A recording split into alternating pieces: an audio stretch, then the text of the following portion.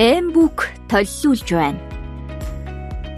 Хүн болох урлаг. Аав ээжүүдэд зориулв.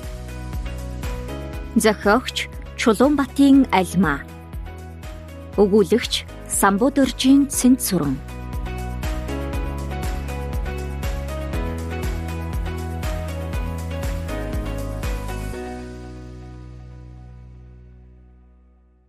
Зохиогчийн үг. Амьдрал олон өнгөтэй. Тэрхүү олон өнгөнд будагдаж сүлэгдсэн ч хамгийн чухал үндсэн өнгийг л уусгалгүй авч үлдэх хэрэгтэй. Энэ бол хүн чанар, хүн болох урлаг. Чулуунбатын Альмаа. Энэхүү ном нь шинжлэх ухааны судалгаа, сурган хүмүүжүүлэх ухааны онолыг батлах нотлох зорилго агуулаагүй, харин хувь хүний хөгжлийн судалгааг Монгол хүмүүжлийн ухаанаар үр хүүхдээ хүмүүжүүлсэн арга туршлагатайгаа холбон илэрхийлсэн, бодит үр дүнг хуваалцсан залуу ээж аавуудад гарын авлага болох үс ном билээ. Ээж хүний хувьд энэхүү бүтээл нь Монголын минь үрс бүхэн миний үрээс ялгаа юу хэмээн хайрлан үзгэлсэн ирээдүйн хойчийн төлөөх зүрх сэтгэлийн бичээс юм. Онцгойлон гэр бүл төвд Монгол төлөвшлийн ухааныг орчин үед хэрхэн хэрэгжүүлэх талаар бичсэн тул Монгол үндэстний дархлааг өвлүүлэн авч явахад хувь нэмрээ оруулна буй за хэмээн найдана.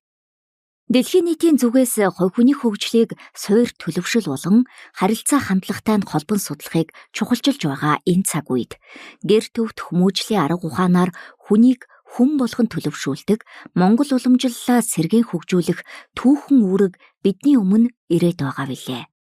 Хувь хүний хөгжлийн талаар ярихын тулд тухайн хүний төлөвшлийг ярих шаардлага гарна. Ялангуяа Монгол хувь хүний хөгжил гэж тодтогвол Монгол хүмүүжлийн арга ухааныг таних шаардлага тулгарна.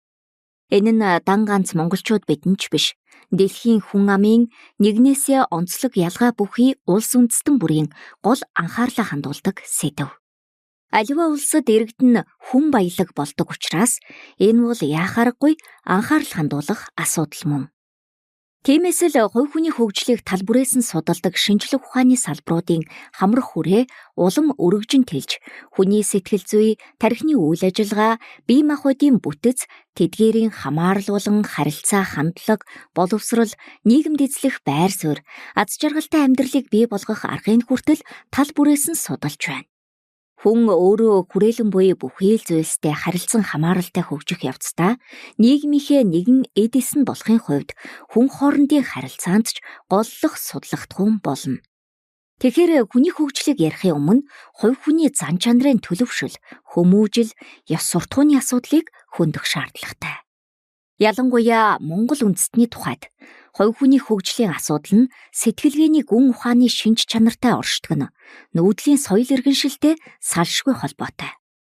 Бидний бусад үндэстнээс ялгарх гол онцлог энэ юм.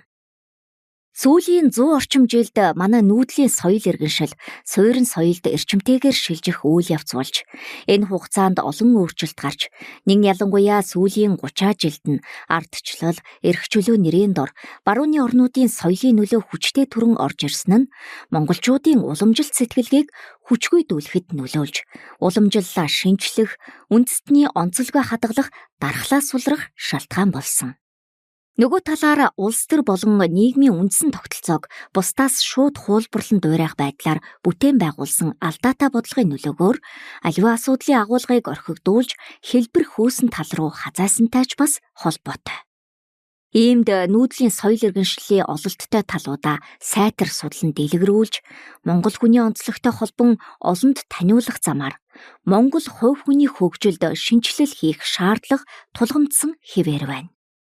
Тэгэхээр хүүхдийн хүмүүжил, төлөвшил нь хувь хүний хөгжлийн суур ойлголт гэдгийг бид эхлээд хүлээн зөвшөөрөх, өөрийн хүүхдүүхээс олж мэдэх, ёс уламжилтайгаа хослуулах, өв соёл, зан заншлаа өнөөгийн цаг үедээ тохируулан хөгжүүлэх нь нэн тэргүүний шаардлага болжээ гэсэн үг.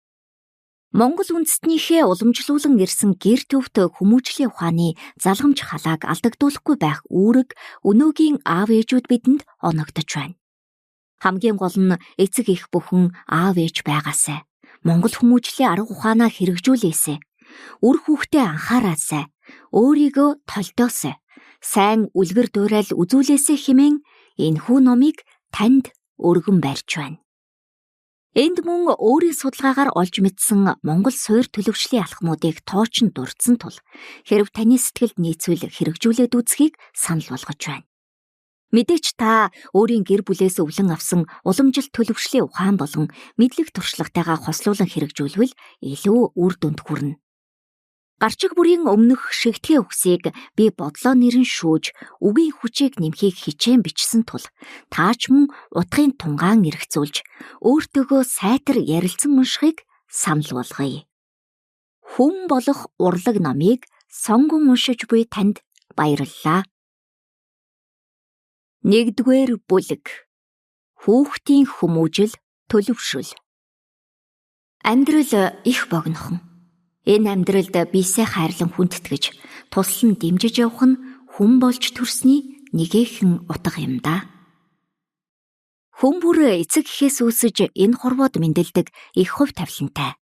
Хүний төрөл олохыг буддын сургаалд хэлдэгчлэн зүүнний үзүүрт ширхэг шар будаа тогтохын дайтай хэцүү хэмээн зүйрлдэг. Нүүдэлчин ард түмний амьдралын гүн ухаанч нэгэн адил хүнлэг энэрэнгүйд хөтөлж, өөрийн оршихуйг их хувь тавилан хэмээн дээдлэхийн сацуу, бусдын оршихуйгч хүндэтгэн хайрладаг онцлогтой. Үүндэл Монгол хүмүүжлийн ухааны гол цөм оршино. Энэ нь хайр хамгийн энэрхүйн ухаан юм. Хайр төвтэй хүмүүжлийн ухаан нь монголчууд бидний үн сэн төдийгүй ухаж ойлгох, амьдралдаа хэрэгжүүлэх эерэг сайн бүхний илэрхийлэл нь билээ. Амьдралд тохиох эрхэм сайхан учрал, нандин мэдрэмж болох хайраас үүдэлтэй учир, хүн өөрөө ч гайхамшигт сайхан бүхний цогц урлагийн бүтээл мөн.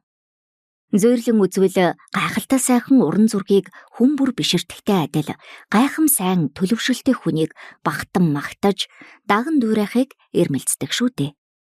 Яг л ийм утгаар нь авч үзэх юм бол хүн бол урлагийн нандин бүтээл болохынхоо хувьд өөрийгөө хөгжүүлэхийн сацуу өрөөл бусдад гэрэл гэгээг түгээж амьдрах боломжтой билээ. Дуу хөгжим, яруу найраг, кино, жүжиг, уран баримл, уран зураг бүхэн аль нэг талаараа хүний сэтгэлийн утсыг хөндөж, амьдралыг хөглөж байдаг шиг бид ч бас гэрэл цацруулж амьдрах хэрэгтэй гэсэн үг юм.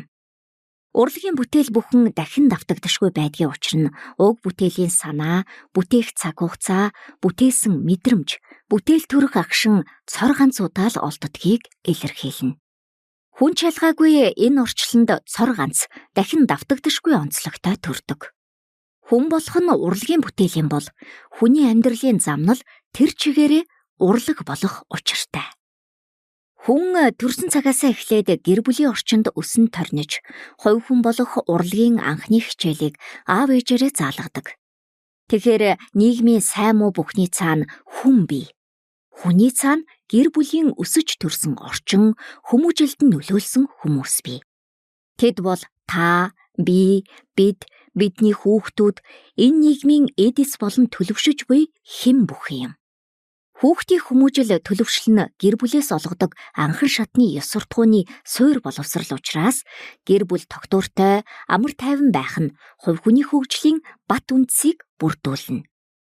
Хувь хүний хөгжил гэдэг хүний хорвоод мэндэлснээс эхлэн насан туршийнх нь амьдралын үйл явц байдгийг монголчууд эртнээс танин мэдсэн учраас л хүний мэс чанарыг ихэд чухалчилж, хүүхдийнхээ төлөвшөлд онцгойлон анхаарч ирсэн байдаг. Хайр төвтэй гэр бүлийн хүмүүжлэл хүний мэс чанарыг төлөвшүүлдэг. Хайр нь хүндлэлийг бий болгож, халуун дулаан орчныг бүрдүүлнэ. Энгийнээр хэлвэл аливаа хүн хайрлаж чаддаг байх, ухамсартай байх, бусдын төлөө гэсэн сэтгэлтэй байх, хүнлэг байх, хариуцлагатай байх гэсэн олон ойлголтын огтлцлолоор хүн чанарыг илэрхийлж болно. Энэ бол монголчуудын нүүдэлчин амьдралын туршид тогтсон хандлага, амьдралынх нь харилцан хамаарал төдийгүй оршин тогтнолоо эргээр илэрхийлэх хүний мөн чанар юм. Өөрөөр хэлбэл монгол хүний угийн чанар буюу хүнлэг энэргүй сэтгэлээр дамжин их дэлхийгээ, эргэн тойрноо, энэ биеэ, эцэг эхээ, ах дүүсээ хайрлан хүндлэхийн илэрхийлэл юм. Өнөөдөр мэдээллийн 90 100 Даяарчлалын нөлөөгөөр шинэ үеийнхэн бүрлдэж буй хэдий ч та бидний дотоод ухамсар, Монгол хүний уг чанарт оршин буй төрлөх өгөгдлүүдэд нээн гаргаж шинжилэн хөгжүүлэх цаг болжээ. Цаг хугацаа улиран өнгөрч, юмс үзэгдэл шинчлэгдэн өөрчлөгдлөөч, өвлүүлэх учиртай соёл уламжил, ялангуяа хайр төвт төлөвшлийг орхигдуулгүй хөгжүүлж чадах юм бол бидний ирээдүй үргэлж гэрэл гэгээтэй байх болно. Монгол хүний заяа их гэдэгтэй. Хүнийг авч явах түүчээ нь аав ээжүүд бид үргэлжлүүлэн хөгжүүлэх нь үр хүүхдүүд маань билээ.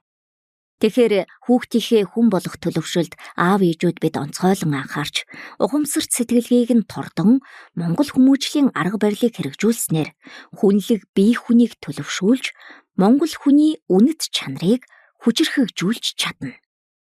Аав ээж бүр үр хүүхдүүдээ хүмүүжүүлэхдээ эрэл хайгуул, судалгаа хийн, өөрсдийгөө хөгжүүлж, онцгойлон Монгол хүмүүжлийн арга ухаанаа сайтар судлан мэдлэгжиж, түүнийг боддоор хэрэгжүүлэх хэрэгтэй байна. Ингэж чадвал Монгол хүний хөгжил шинэлэг агуулгаар баяжигдан шинчлэгдэж, тэр хэрээрээ амьдралын чанар нь дээшлэх бөгөөд гэр бүлүүд бат бөх оршин тогтнож, улсын маань хөгжил дэвшилж, үүнийг дагаад өөрчлөгдөх болно. Монгол хүн дэлхийгээр нэг таран гэр бүл үр хүүхдүүдээсээ хол амьдрах биш. Эх орондоо эзэн нь болж, эх орноо хөгжүүлж, хамтдаа бүтээн хөгжиж, гэрэл гэгээд сайхан амьдралыг бид өөрсдөө цогцлоох болно.